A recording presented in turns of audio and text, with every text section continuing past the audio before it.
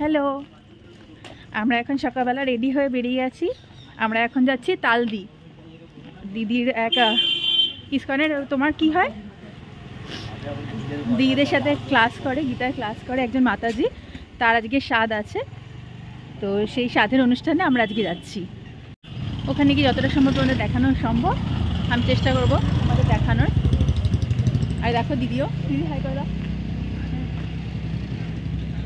চলো দেখা হচ্ছে।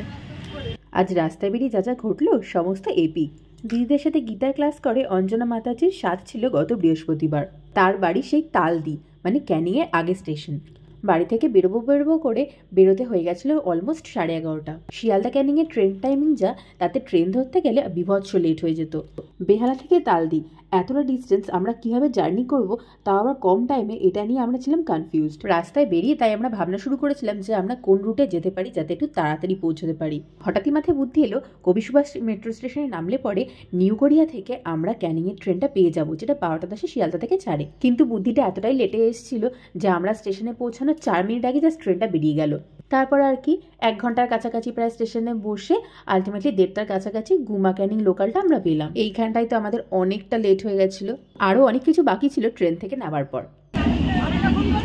পৌঁছে গেছি, এবার আমরা স্টেশনে নামবো। কত লেট হয়ে গেল,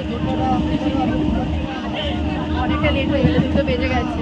খারাপ লাগছে, আরও তাড়াতাড়ি পৌঁছতে পারলে আরও ভালো হতো, কিছু করার নেই। চলো, অনেকটা বেলা হয়ে গেছিলো, তাই খুব খারাপও লাগছিল, খুব টেনশনও হচ্ছিল যে গিয়ে আলটিমেটলি কী কী দেখতে পারবো কে জানে। মাতাজির স্বাদ আজকে ইসকনের মতে হবে, তাই ওদের কী কী নিয়ম আচার হয় সেগুলো দেখার ইন্টারেস্টটাই সব থেকে বেশি ছিল। ট্রেন থেকে তো নামলাম বেলা 2টোয়, তারপর যা ঘটলো সে আর এক ইতিহাস। দিদিকে মাতাজি বলেছিলেন স্টেশন থেকে বেরালে আমরা অটো বা টোটো দেখতে পারবো, তারপর বাড়ি আসাটা ভীষণ সহজ। কিন্তু স্টেশন থেকে বেরিয়ে আমরা এদিক ওদিক কোথায় অটো বা টোটো কিছু পাচ্ছিলাম না, তাই এদিক ওদিক দোকানে খোঁজ নিচ্ছিলাম।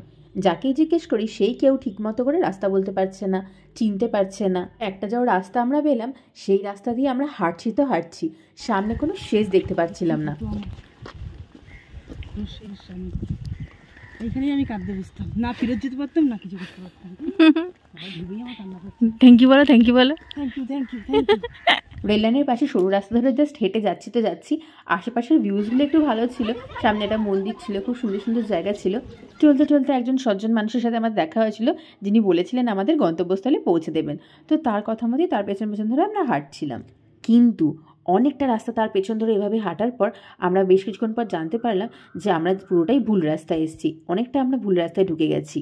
আর কি করা, যতটা রাস্তা এসেছি তার ম্যাক্সিমামটাই আমাদেরকে ব্যাক করতে হবে। এইখান থেকে আমরা ব্যাক করব। এই জায়গাটা আমাদের খুব ভালো লেগেছিল, তাই মনকে সান্ত্বনা দেওয়ার জন্য একটু এখানে ভিডিও করে নিলাম।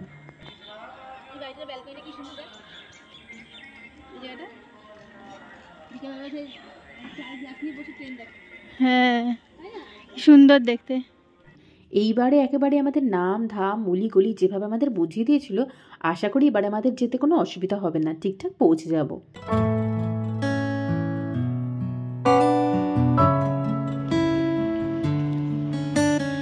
আলটিমেটলি কাছাকাছি এসছি মনে হচ্ছে, তাও শিওর না, মানে জানি না। বললো এই একজনে অন্তত হ্যাঁ হ্যাঁ করলো যে হ্যাঁ এদিকে, জানি না কতক্ষণ লাগবে আরও। এখানে এসে এতটা রাস্তা হাঁটতে হলে পরও যে জিনিসটা আমার সবথেকে বেশি ভালো লেগেছে সেটা হচ্ছে এখানে রাস্তাঘাট ভীষণ পরিষ্কার, বাঁধানো রাস্তা, ভীষণ সুন্দর। আশেপাশে এত গাছপালা, ধানের গোলা, পরিবেশটা ভীষণ সুন্দর, শান্ত শিষ্ট, ভীষণ ভালো জায়গা। আমরা শুনেছিলাম এই গলিতে ঢুকে 10টা বাড়ির পরই নাকি তাদের বাড়ি, তবে এই গলিতে ঢুকেও আমরা হেঁটেই চলেছি, এখনো পর্যন্ত আমরা বাড়িতে এসে পৌঁছাইনি। তবে অলমোস্ট কাছাকাছি আমরা পৌঁছে গেছি। আর এতটা রাস্তা আসতে আমাদের সময় লেগেছে প্রায় 1 ঘন্টা, যেটা নাকি হার্ডলি 10 থেকে 15 মিনিটের রাস্তা ছিল। আলটিমেটলি পৌঁছালাম গন্তব্যস্থলে। আশা করি এতক্ষণ তো সব নিয়ম আচারই শেষ হয়ে গেছে, কি হবে জানি না।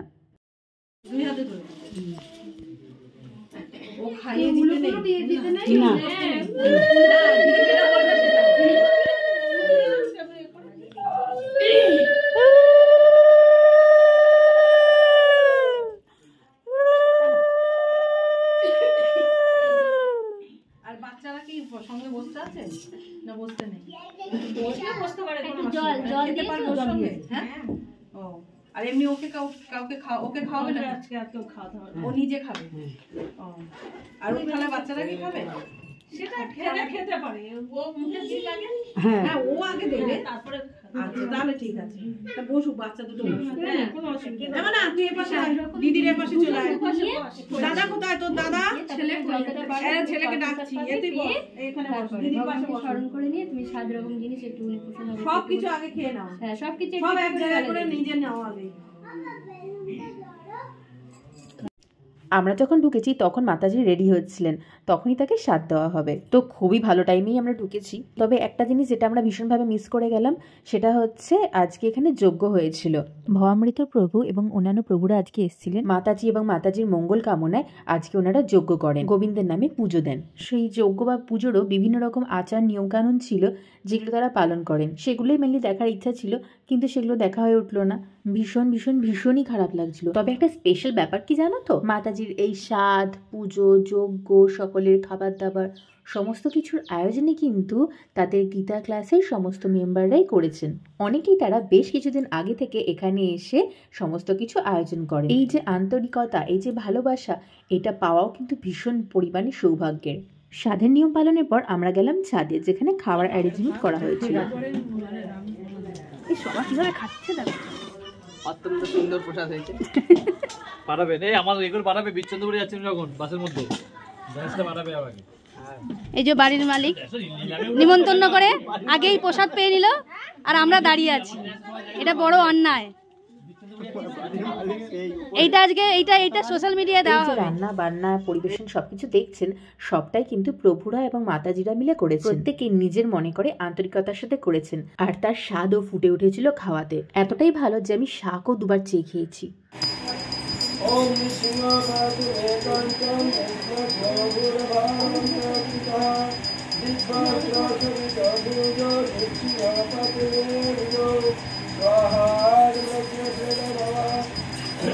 ओम करो मे देव वरद निश्चिंह पाद सर्वतः हृदयं योग शब्दस्य देवा शब्दमे हरि। তোমাদের যেমনটা বলেছি যে আমরা এসে এখানে যজ্ঞ দেখতে পারিনি, কিন্তু যজ্ঞের কিছু ভিডিও আমরা সংগ্রহ করতে পারি নীলাদ্রি প্রভুর কাছ থেকে, যার সন্তানের মঙ্গল কামনার্থে আজকে এই অনুষ্ঠান।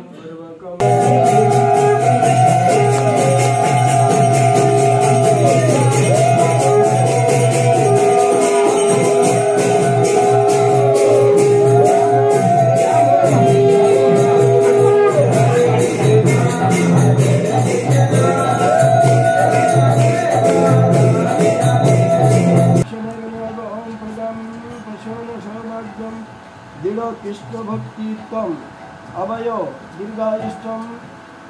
তোমাকে বলতে তাকিয়ে থেকে বলুন পতু, মাতাজি বলবেন, আপনি বলুন, দেখে বলুন পতু। Okay fine. ওম ভগবান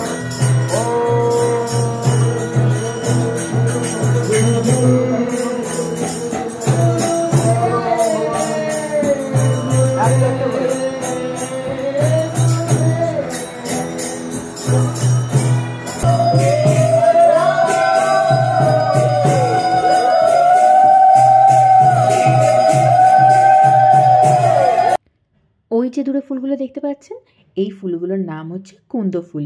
এটি নাকি গোবিন্দের খুব প্রিয় ফুল। এই ফুলটার নাম আমি জানি না, কিন্তু ভীষণ মিষ্টি দেখতে। আর এই সাদা গোলাপগুলো অপূর্ব দেখতে। খেতে যখন উঠেছি তখন সূর্য প্রায় অস্তগামী, আর এখানের পরিবেশ চারপাশটা এতটাই সুন্দর লাগছিল দেখতে যে চোখ ফেরাতে পারছিলাম না। ছাদের এই পাশটায় পার্মানেন্টলি গাছ লাগানোর ব্যবস্থা করা হয়েছে, আর যেখানে লাগানো হয়েছে বিভিন্ন রকমের গাছ, দেখে আমি চোখ সরাতে পারছিলাম না। আইডিয়াটা বেশ সুন্দর, তাই না?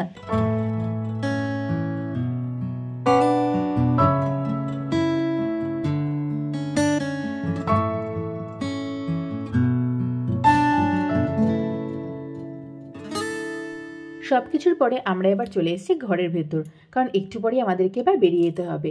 1 ঘন্টা পর পর প্রায় ট্রেন, তাই জন্য বেশি লেট করা যাবে না। বাড়িতে ঢুকেই মাতাজির বাড়ির মন্দিরটা আমার এত ভালো লেগেছিল যে প্রথম থেকে আমি এটা ভিডিও করতে চাইছিলাম, কিন্তু হয়ে উঠছিল না।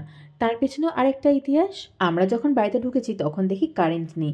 ভেবেছিলাম যে একটু পরেই কারেন্ট চলে আসবে, এখানে নাকি খুব বেশিক্ষণ কারেন্ট থাকে না, এমন হয়ও না। কিন্তু আজকে আমাদের এতটাই দুর্ভাগ্য যে আমরা যতক্ষণ ছিলাম তখনও পর্যন্ত কারেন্ট আসেনি। অগত্যা কী করা, একটা এমার্জেন্সি লাইট জ্বালিয়ে ভিডিওটা করা হলো। এই মন্দির তৈরি করা হয়েছে কিছুটা মায়াপুর ইস্কনের মন্দিরের আদলে। মায়াপুর থেকে কারিগর এনেই এখানে মন্দিরটা বানানো। মন্দিরটা অসম্ভব সুন্দর দেখতে, আর কালকে সারা রাত জেগে ওনারা এই মন্দিরটা সাজিয়েছেন। এইটা হচ্ছে মন্দিরের জানলা।